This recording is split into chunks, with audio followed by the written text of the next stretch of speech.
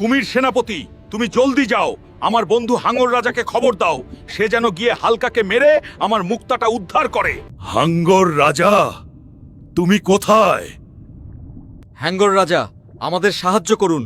আমাদের কুমির রাজার প্রাণ এখন এক মানুষের কাছে। মানুষটি আপনার বন্ধু কুমির রাজাকে মেরে ফেলতে চায়। সামান্য একটা মানুষের এত সাহস, আমার বন্ধু কুমির রাজাকে মারতে চায়, আমি তাকে ছাড়বো না। এই সামান্য মানুষ, তুই যদি বাঁচতে চাস, আমার বন্ধু কুমির রাজার মায়াবী মুক্তা আমার কাছে দিয়ে দে। মানুষকে সামান্য ভাববি না, আজকে তোদের শেষ করব।